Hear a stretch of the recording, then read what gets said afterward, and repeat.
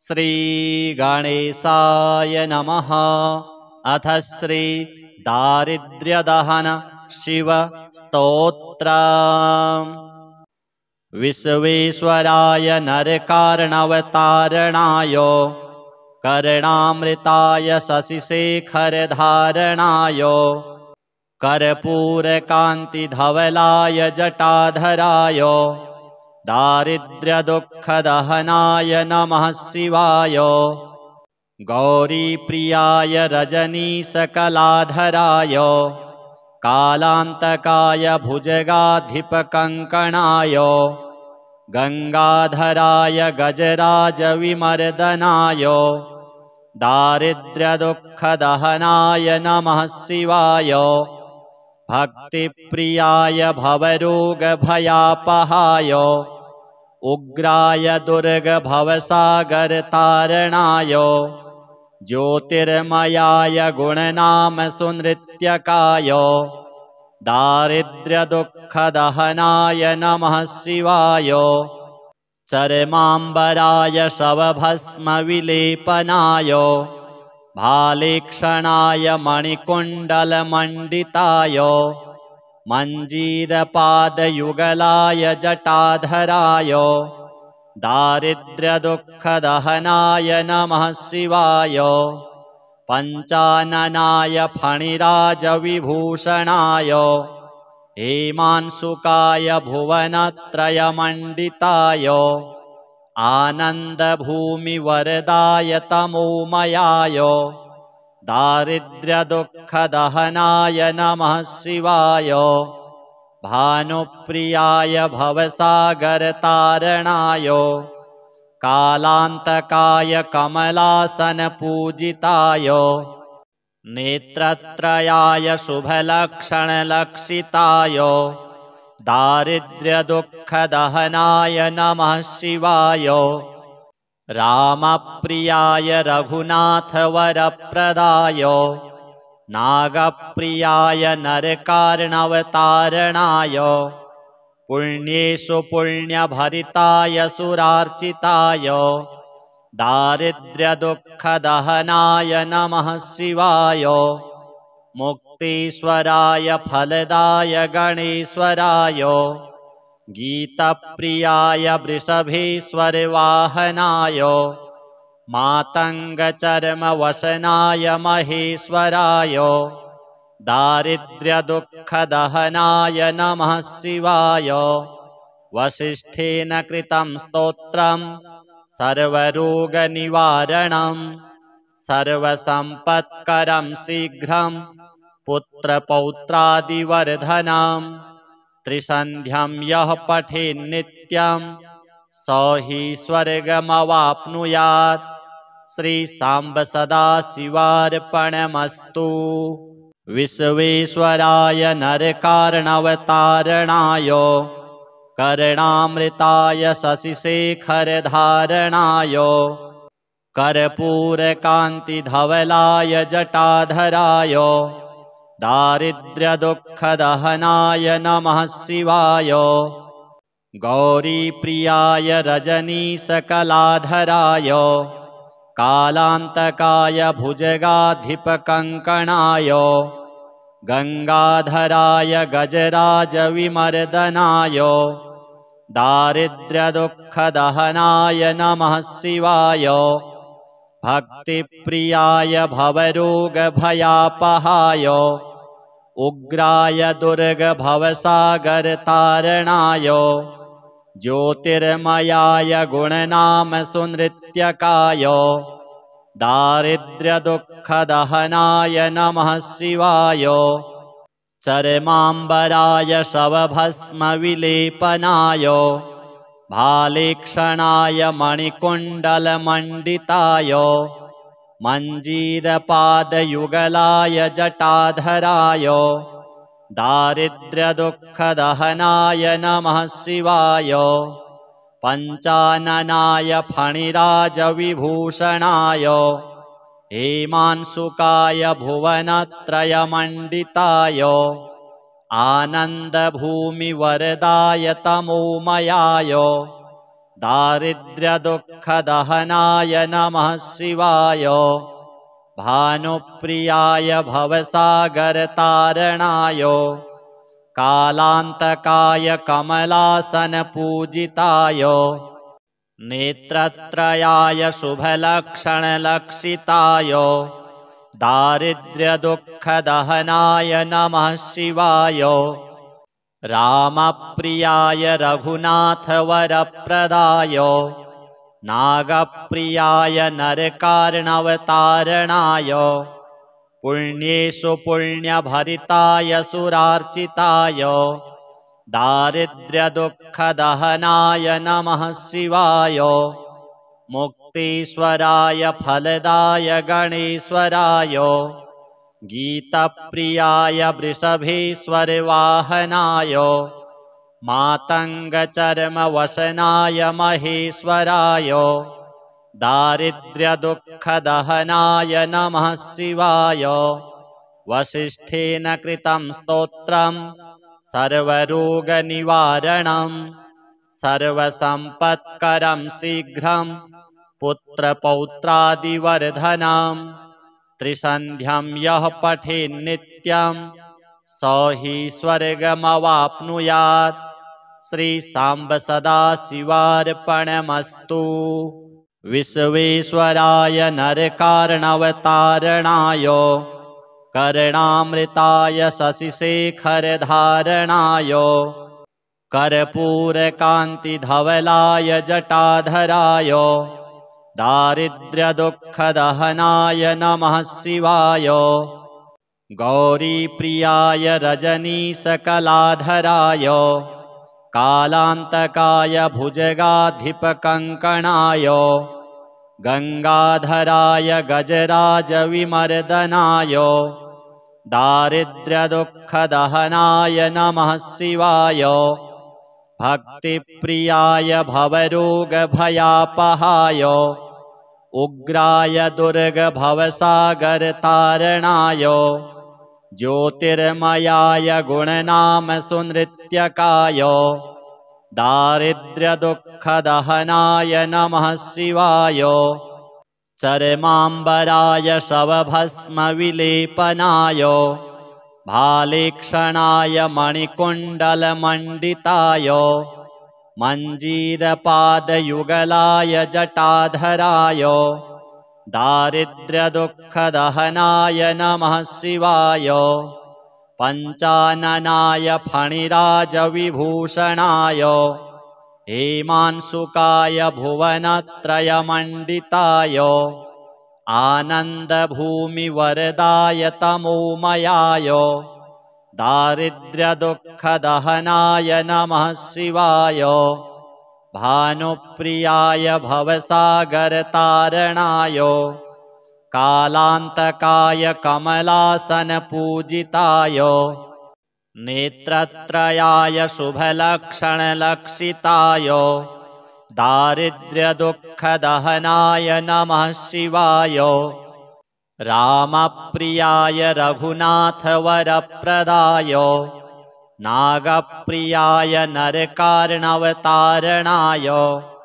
पुण्येषु पुण्यभरिताय सुरार्चिताय दारिद्र्यदुःखदहनाय नमः शिवाय मुक्तीश्वराय फलदाय गणेश्वराय गीतप्रियाय वृषभेश्वरवाहनाय मातङ्गचर्मवसनाय महेश्वराय दारिद्र्यदुःखदहनाय नमः शिवाय वसिष्ठेन कृतं स्तोत्रं सर्वरोगनिवारणं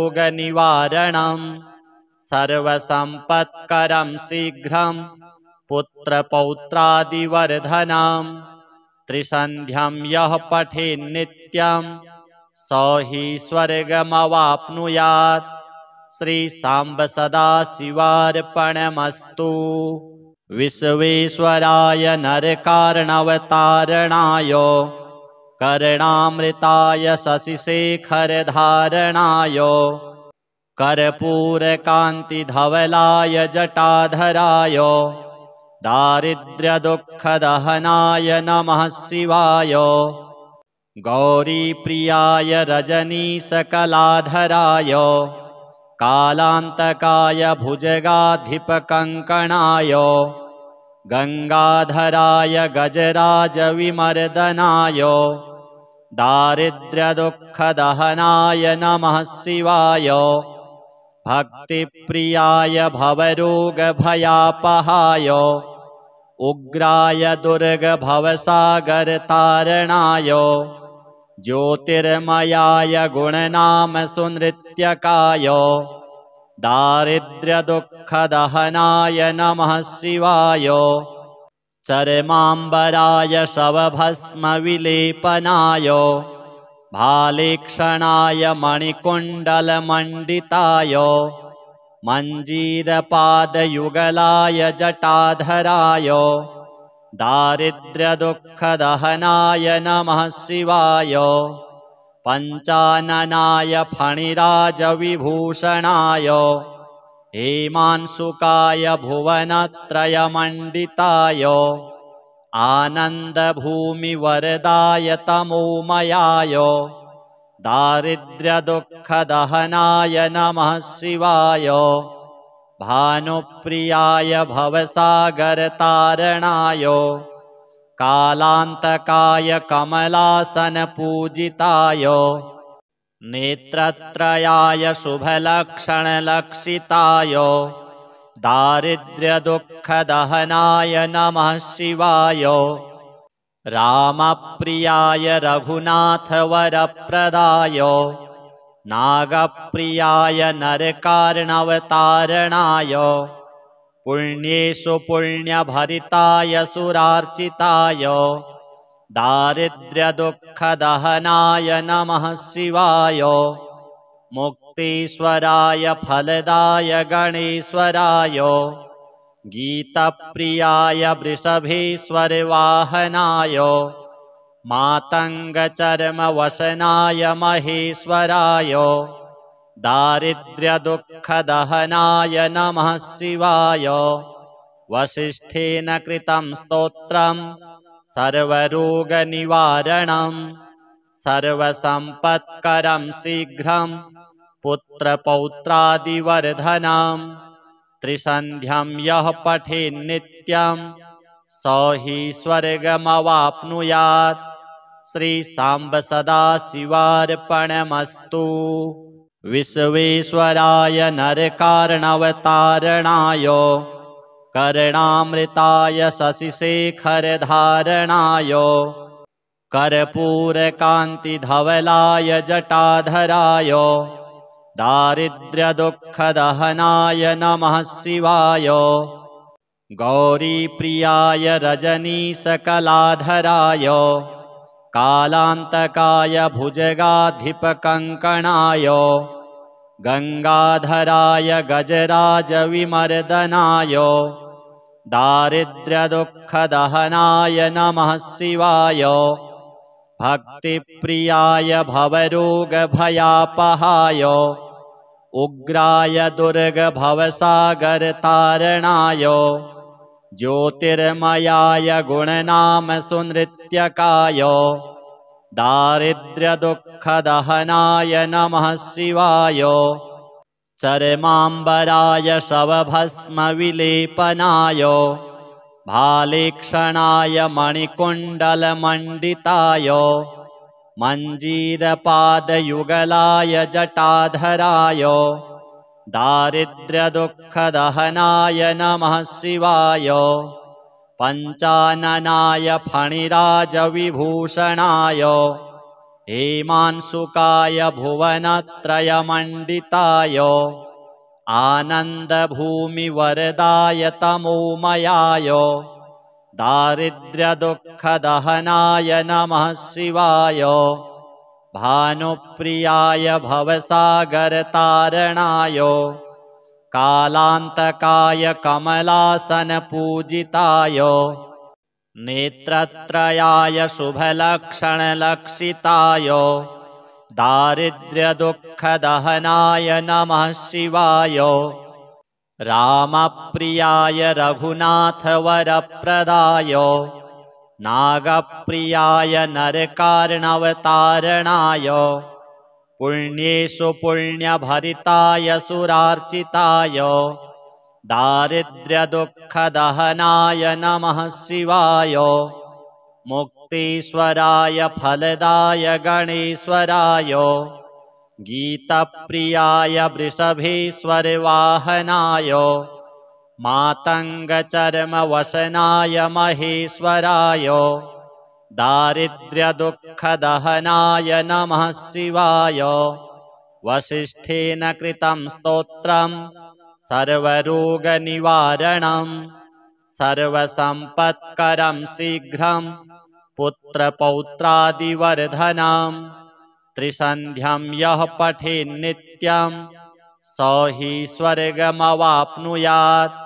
श्रीसाम्ब सदाशिवार्पणमस्तु। विश्वेश्वराय नरकार्णवतारणाय कर्णामृताय शशिशेखरधारणाय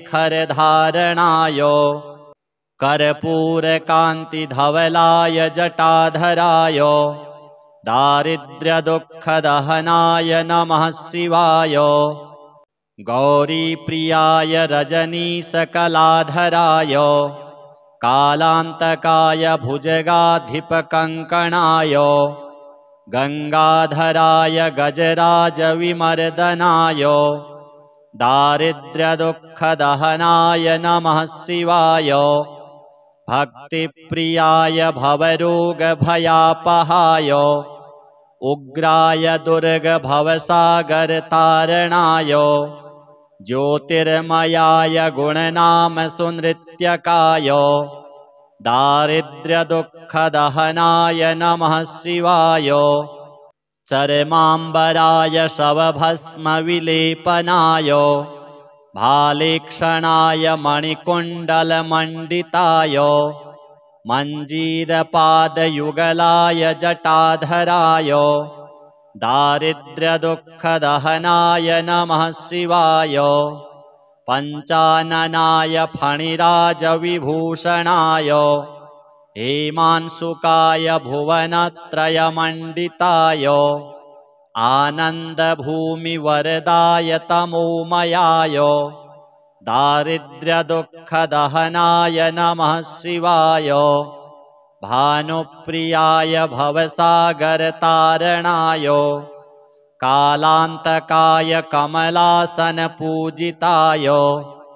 नेत्रत्रयाय शुभलक्षणलक्षिताय दारिद्र्यदुःखदहनाय नमः शिवाय रामप्रियाय रघुनाथवरप्रदाय नागप्रियाय नरकार्णवतारणाय पुण्येषु पुण्यभरिताय सुरार्चिताय दारिद्र्यदुःखदहनाय नमः शिवाय मुक्तीश्वराय फलदाय गणेश्वराय गीतप्रियाय वृषभेश्वरवाहनाय मातङ्गचर्मवसनाय महेश्वराय दारिद्र्यदुःखदहनाय नमः शिवाय वसिष्ठेन कृतं स्तोत्रम् सर्वरोगनिवारणं सर्वसम्पत्करं शीघ्रं पुत्रपौत्रादिवर्धनं त्रिसन्ध्यं यः पठेन्नित्यं स हि स्वर्गमवाप्नुयात्। श्रीसाम्ब सदाशिवार्पणमस्तु। विश्वेश्वराय नरकार्णवतारणाय कर्णामृताय शशिशेखरधारणाय कर्पूरकान्तिधवलाय जटाधराय दारिद्र्यदुःखदहनाय नमः शिवाय गौरीप्रियाय रजनीशकलाधराय कालान्तकाय भुजगाधिपकङ्कणाय गङ्गाधराय गजराजविमर्दनाय दारिद्र्यदुःखदहनाय नमः शिवाय भक्तिप्रियाय भवरोगभयापहाय उग्राय दुर्गभवसागरतारणाय ज्योतिर्मयाय गुणनाम सुनृत्यकाय दारिद्र्यदुःखदहनाय नमः शिवाय चर्माम्बराय शवभस्मविलेपनाय भालेक्षणाय मणिकुण्डलमण्डिताय मञ्जीरपादयुगलाय जटाधराय दारिद्र्यदुःखदहनाय नमः शिवाय पञ्चाननाय फणिराजविभूषणाय हेमांशुकाय भुवनत्रयमण्डिताय आनन्दभूमिवरदाय तमोमयाय दारिद्र्यदुःखदहनाय नमः शिवाय भानुप्रियाय भवसागरतारणाय कालान्तकाय कमलासनपूजिताय नेत्रत्रयाय शुभलक्षणलक्षिताय दारिद्र्यदुःखदहनाय नमः शिवाय रामप्रियाय रघुनाथवरप्रदाय नागप्रियाय नरकार्णवतारणाय पुण्येषु पुण्यभरिताय सुरार्चिताय दारिद्र्यदुःखदहनाय नमः शिवाय मुक्तीश्वराय फलदाय गणेश्वराय गीतप्रियाय वृषभेश्वरवाहनाय मातङ्गचर्मवसनाय महेश्वराय दारिद्र्यदुःखदहनाय नमः शिवाय वसिष्ठेन कृतं स्तोत्रम् सर्वरोगनिवारणं सर्वसम्पत्करं शीघ्रं पुत्रपौत्रादिवर्धनं त्रिसन्ध्यं यः पठेन्नित्यं स हि स्वर्गमवाप्नुयात्। श्रीसाम्ब सदाशिवार्पणमस्तु। विश्वेश्वराय नरकार्णवतारणाय कर्णामृताय शशिशेखरधारणाय कर्पूरकान्तिधवलाय जटाधराय दारिद्र्यदुःखदहनाय नमः शिवाय गौरीप्रियाय रजनीशकलाधराय कालान्तकाय भुजगाधिपकङ्कणाय गङ्गाधराय गजराजविमर्दनाय दारिद्र्यदुःखदहनाय नमः शिवाय भक्तिप्रियाय भवरोगभयापहाय उग्राय दुर्गभवसागरतारणाय ज्योतिर्मयाय गुणनाम सुनृत्यकाय दारिद्र्यदुःखदहनाय नमः शिवाय चर्माम्बराय शवभस्मविलेपनाय भालेक्षणाय मणिकुण्डलमण्डिताय मञ्जीरपादयुगलाय जटाधराय दारिद्र्यदुःखदहनाय नमः शिवाय पञ्चाननाय फणिराजविभूषणाय हेमांशुकाय भुवनत्रयमण्डिताय आनन्दभूमिवरदाय तमोमयाय दारिद्र्यदुःखदहनाय नमः शिवाय भानुप्रियाय भवसागरतारणाय कालान्तकाय कमलासनपूजिताय नेत्रत्रयाय शुभलक्षणलक्षिताय दारिद्र्यदुःखदहनाय नमः शिवाय रामप्रियाय रघुनाथवरप्रदाय नागप्रियाय नरकार्णवतारणाय पुण्येषु पुण्यभरिताय सुरार्चिताय दारिद्र्यदुःखदहनाय नमः शिवाय मुक्तीश्वराय फलदाय गणेश्वराय गीतप्रियाय वृषभेश्वरवाहनाय मातङ्गचर्मवसनाय महेश्वराय दारिद्र्यदुःखदहनाय नमः शिवाय। वसिष्ठेन कृतं स्तोत्रं सर्वरोगनिवारणं सर्वसम्पत्करं शीघ्रं पुत्रपौत्रादिवर्धनं। त्रिसन्ध्यं यः पठेन्नित्यं स हि स्वर्गमवाप्नुयात्। श्रीसाम्ब सदाशिवार्पणमस्तु। विश्वेश्वराय नरकार्णवतारणाय कर्णामृताय शशिशेखरधारणाय कर्पूरकान्तिधवलाय जटाधराय दारिद्र्यदुःखदहनाय नमः शिवाय। गौरीप्रियाय रजनीशकलाधराय कालान्तकाय भुजगाधिपकङ्कणाय गङ्गाधराय गजराजविमर्दनाय दारिद्र्यदुःखदहनाय नमः शिवाय। भक्तिप्रियाय भवरोगभयापहाय उग्राय दुर्गभवसागरतारणाय ज्योतिर्मयाय गुणनामसुनृत्यकाय दारिद्र्यदुःखदहनाय नमः शिवाय।